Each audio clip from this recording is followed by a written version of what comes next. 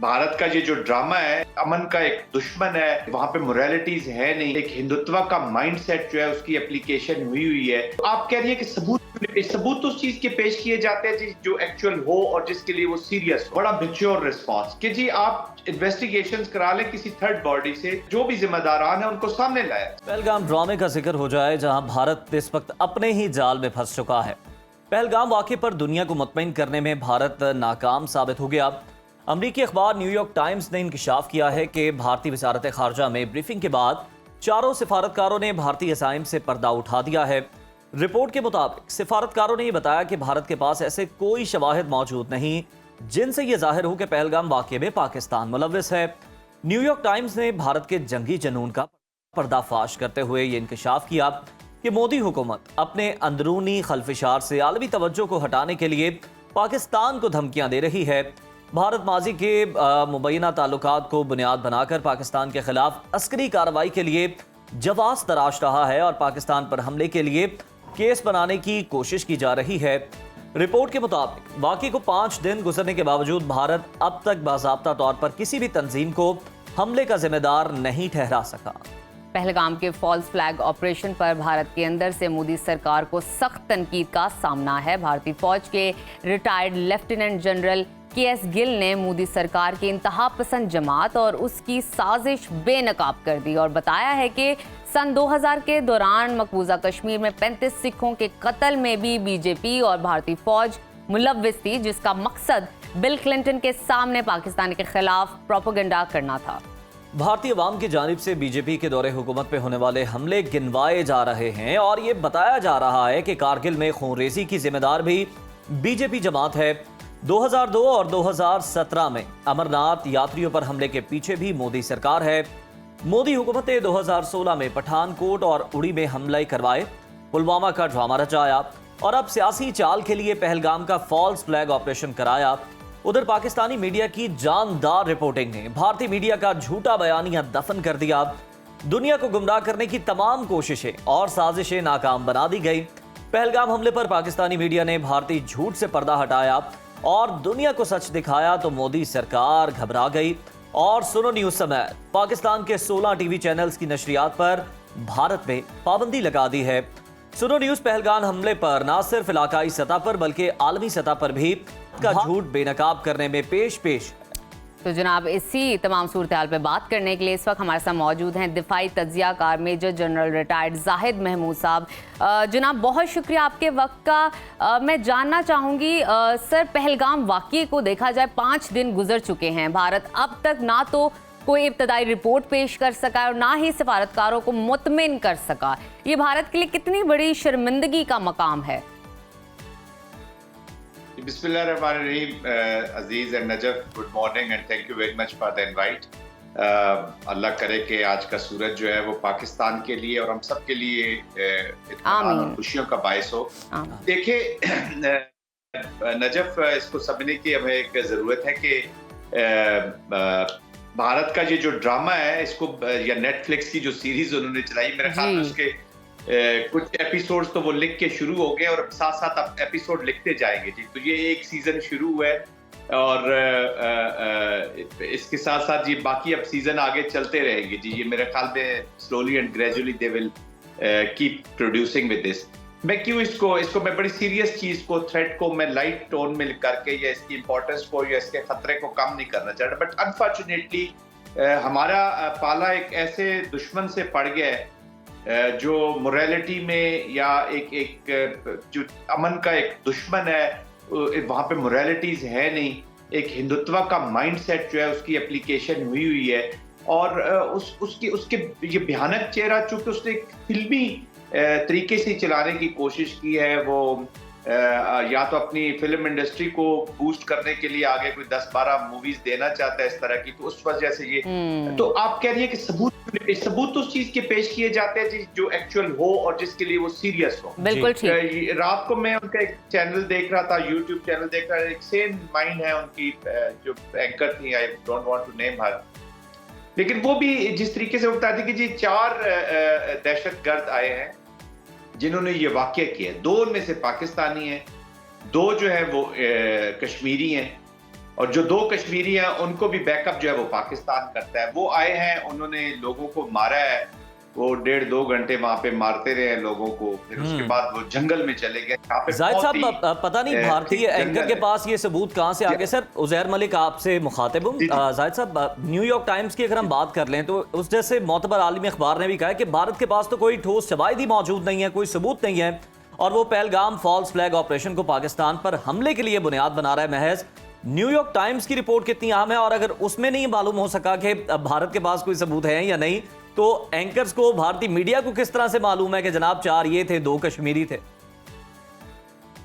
अजीज, यही एग्जैक्टली मैं यही कॉन्टेक्स्ट एस्टेब्लिश करने लगा जी। बिल्कुल आपने सही फरमाया।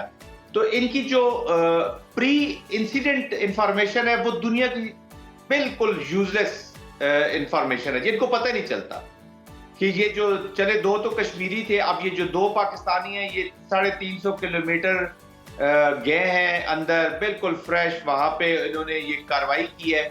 और अब बड़े इंटरेस्टिंग स्टोरी मैं आपको सुना रहा हूँ जी। आगे वो कहते हैं कि जी वो जो 4 है वो इतने थिक जंगल पे वहां पे छुप जाते हैं, वो थोड़ी देर के लिए ट्रेस होते हैं हमारी एजेंसीज को, जब वो खाने के लिए कहीं जंगल से जरा बाहर आते हैं और फिर जंगल में तो हमको बचपन में जो कहानियां सुना करते थे, एक लकड़हारा जंगल में रहता था, वो शहर में जाया करता था अपने बच्चों के लिए, फिर लकड़ियां काट के लेके जाता था, फिर उसने वो बनाया और वो फिर उस बेटी जो है वो आखिर में शहजादी बन जाती है और वो उनके अच्छे हंसी खुशी वो रहना शुरू कर देते हैं। तो this is all fiction.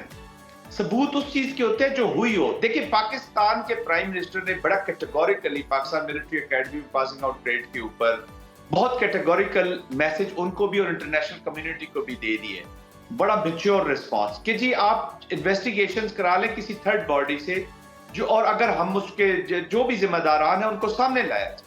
This is how the responsible nation they behave. बिल्कुल। लेकिन वहां पर एक जो हिंदुत्व की एप्लीकेशन है वो डिजाइन के साथ एप्लीकेशन है जी। वो तो इंक्वायरीज तब करवाएं, सबूतों की तरफ तब जाएं जब ये एक फॉल्स फ्लैग ना होता। उन्होंने किया ये इसीलिए जब उनके मकासद ही कुछ और है इस इंसिडेंट से हासिल करना। वो तो उन मकासद को जाहिद साहब हासिल करने के लिए कंस्ट्रक्टिव स्टोरी तो मेरे ख्याल में बनती ही है, जो वो बना भी रहे हैं। अच्छा, दूसरे रुख को भी डिस्कस कर लेते हैं जाहिद साहब। जैसे कि हम जानते हैं और आप देख भी रहे हैं कि मुल्क में दहशतगर्दों के खात्मे का मिशन तेज हो गया है। सिक्योरिटी फोर्सेस ने कामयाब कार्रवाइयों में 3 दिन में 71 ख्वारिज को जहन्नम वासिल कर दिया है। ख्वारिज के जरिए भारतीय दहशत गर्दी का मुस्तकिल खात्मा कैसे मुमकिन है, क्या हम ये कर सकते हैं? जी देखिए, अभी बात इस तरह है कि अभी हमने ये इसको करना तो है नजर जी। पाकिस्तान के लिए सिचुएशन ये क्रिएट करने की कोशिश की गई थी। ये भारत कब से ये through the proxy from the soils of Afghanistan, हमारा जो वेस्टर्न बॉर्डर है उसको, और फिर हमारा जो 2 सूबे है क्वेटा, खैबर पख्तूनख्वा और बलोचिस्तान जो है, इनको डिस्टेबलाइज करने की कब से कोशिश कर रहा था और अपनी इंग्रेस उसने बढ़ाई हुई थी जी। तो वो 3 फ्रंट सिचुएशन पाकिस्तान के लिए क्रिएट की हुई भी है और करना भी चाह रहे हैं। एक तो ईस्टर्न फ्रंट अभी वो जो खोलने के मूड में है, वेस्टर्न फ्रंट के अफगानिस्तान की जो पोस्ट है, अफगानिस्तान का जो बॉर्डर है वो डिस्टेबलाइज हो जाए। 2 किस्म के चीजों का हम सामना कर सकते, ताकि एक तो वो खवारिज है जो फिर पाकिस्तान के अंदर फुट सोल्जर्स को पुश कर देते हैं, तो वो एक इंटरनल फ्रंट क्रिएट करे, और वेस्टर्न बॉर्डर पे जो अफगानिस्तान की सिक्योरिटी फोर्सेस कह ले या जो उनके लोग हैं, क्योंकि जो बहुत से लोगों को तकलीफ है हमारे न सिर्फ वॉर से बल्कि अफगानिस्तान की जो वेस्टर्न बॉर्डर है इसके ऊपर ज्यादा प्रॉब्लम लोगों को इलीगल स्पेक्ट्रम जो अटैच है, जो स्मगलिंग, जो वहाँ का इकोनॉमी, इलीगल स्पेक्ट्रम के साथ जो इकोनॉमी रिलेटेड है इश्यूज है, तो वो उनको भी इसी में सॉल्व करना चाहते हैं। तो they wanted to create a situation, और अब उन्होंने असेस किया कि देखते हैं कि ये वेस्टर्न फ्रंट पे कितने अलर्ट है जी, और इनकी कैपेसिटी कैपेबिलिटी है कि नहीं। तो ये उनको सरप्राइजेस मिल रहे हैं अल्हम्दुलिल्लाह। बिल्कुल जी। जाहिद साहब, दुश्मन एक बार फिर हमें आजमा ले, और हमने हमेशा जिस तरह माजी में भी दुश्मन के आजमाए जाने पर भरपूर जो है उसकी आजमाइश पे पूरा उतरे, उसे भरपूर जवाब दिया, दंदान शिकन जवाब दिया है। इस बार भी पूरी तैयारी है। जाहिद साहब, जिस तरह से हम भारतीय मीडिया की बात कर रहे थे, आप भी जिक्र कर रहे थे कि वहाँ पर बेसरोपा इल्ज़ामात हैं, झूठ है, प्रोपेगेंडा है, बेबुनियाद रिपोर्टिंग है, लेकिन उसके ऑपोजिट हम देखें तो पाकिस्तानी मीडिया पर मौसर रिपोर्टिंग चल रही है, कोई वॉर का उस तरह से तस्करा नहीं है। लेकिन हम देख रहे हैं कि भारत ने सुनो न्यूज़ समेत 16 पाकिस्तानी न्यूज़ चैनल्स पर पाबंदी लगा दी है। ये नाम नेहाद जमहूरियत के लंबरदार मोदी सरकार पहलगाम हमले पर सच दिखाने वाले पाकिस्तानी मीडिया से इतनी खौफजदा क्यों है? देखिए ऐसा है अजीज के, पहले तो मैं पाकिस्तान मीडिया को और आप लोगों को मुबारकबाद देता हूँ। जो नैरेटिव्स की जो पहला फेज है ना जी, जंग का या जो रिपोर्टिंग का या जो इंफॉर्मेशन वॉरफेयर का, वो पाकिस्तान ने जीत लिया। बिल्कुल बिल्कुल। अब वहां पर भी जी हाँ जी, देखिए ना उनकी अभी हम तो चैनल्स, यूट्यूब चैनल्स देख रहे हैं, इंडियन चैनल्स भी देख रहे हैं, सारा असेसमेंट के लिए उनको हम देखते रहते हैं, उनके ड्रामे भी देख रहे हैं and we are enjoying also. But unfortunately अभी कभी हम वो कल पे किसी प्रोग्राम में गया तो उन्होंने कहा कि सर वहाँ के वो जो जनरल बख्शी हैं वो तो ये कहते हैं, तो मैं कहा यार मैं तो 100 जन्म भी ले लूं तो बख्शी के नजदीक भी जस्ट एंजॉय हिम, बिकॉज एक सेम माइंड तो है नहीं वो। फिर अरनाब को आप देख लें, बाकी लोग उनके देख लें जिस तरीके से, फिर हमारा कोई जो भी गेस्ट जाते हैं, एक एथिक्स होते हैं। ये कुलदीप नैयर वाले टाइप साफी यहाँ पे हुआ करते थे, बहुत अच्छी अच्छी सेल वॉइसेज है वहां पर। मेरे हमारे जब प्रोग्राम हमारे एक दोस्त थे वहां पे बताया कि उनके एक साफी वहां पे है, हम इंडिया में उनके साथ उनके बातचीत होती रहती है, तो उन्होंने कहा कि यार आप तो बड़ा सच बोलते थे, आप आए तो उन्होंने कहा जी मैंने अपना घर जलवाना है। तो this is the situation, intimidation, Korean, ये फेक मीडिया जो उन्होंने क्रिएट किया। तो पाकिस्तानी मीडिया जब सच उनको बताएगा तो देखिए ना, भारत में सारे तो वो जंगी हिंदुत्व माइंडसेट के नीचे नहीं चले गए।